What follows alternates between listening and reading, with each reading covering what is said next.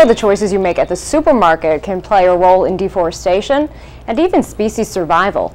I'm Jill Horner. This is Comcast Newsmakers. And with me this hour is Jungle Joe Fortunato. Good to see you. Good to see you. Thanks for being with us. Thanks for having us back. Now, you brought an amazing animal with you. This is Larka. Larka obviously is a tiger, but yes. What kind of role do we play in our daily choices in helping to protect her as a species?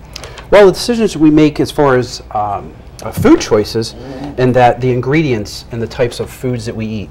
And those ingredients consist of palm oils, which come from oil palm plantations. And the problem that we're having is that rainforests are being destroyed at just astronomical rates to put in these oil palm plantations. And again, these are ingredients that are utilized in different types of foods, pastries, cakes, peanut butters, almond butters, and things like that. And if we continue to do that, it's certainly going to continue to have a detrimental effect on all species of animals, not just tigers. So it's decisions that we make on a daily basis that can really have an impact on her natural habitat. Absolutely, yes. Now, she's an amazing animal, and she's being very cooperative right now, but there are a variety of other reasons that these animals are so threatened actually in the wild. And you say one of those reasons is because of some of the items that are actually behind us right now, including medicines. Yes, besides the deforestation problem that we have, there's also an issue of illegal trade, illegal market, black market items of animals that are sold for medicinal purposes. Certain cultures believe that the bones and body parts of different animals, especially tigers, have very powerful medicinal healing powers. So these are some of the items that we're seeing here, and thank you, Larka. I know you've been very cooperative. Oh, now she's ready to relax, Joe. Now, some of these items here, and these are actually from U.S. Fish and Wildlife. These were items that have been confiscated, and this is a shoe actually made out of a cheetah. That's true, yes.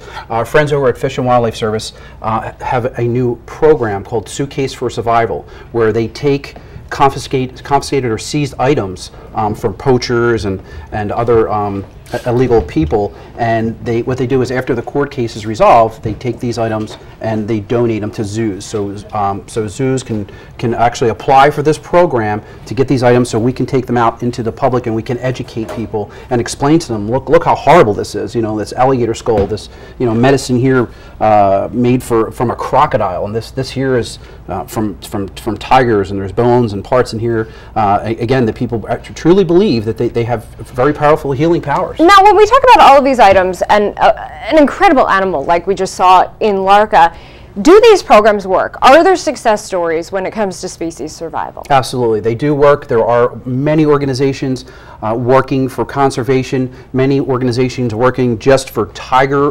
preservation and conservation. And yes, they do work. But the most important thing is education. And that's our job. Our job is to go out as the Bucks County Zoo. We go out, we have educational programs, and we go to schools and libraries, and we educate people about these beautiful animals, their habitats, and ways that we can help save them. All right, tell us who we've just been handed here. Now, this was actually turned in because someone bought this as a pet and said, I can't handle this animal. Exactly. This is a baby alligator here we got just only 2 days ago. Wow. And we received a call from our local animal control, and they said, we have a baby alligator here. So I asked them what the story was behind it, and they said apparently some young man came home one day and said, "Mom, look at my new pet." And Mom said, "He's not staying." So she called animal control right away, and he was confiscated and brought to our facility.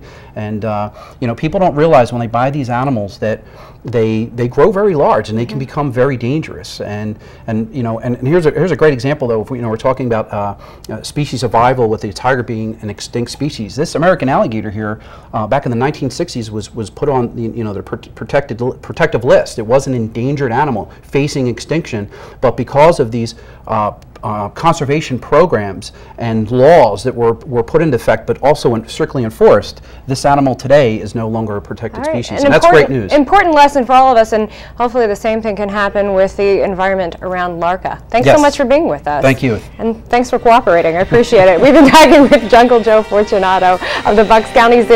I'm Jill Horner for Comcast Newsmakers.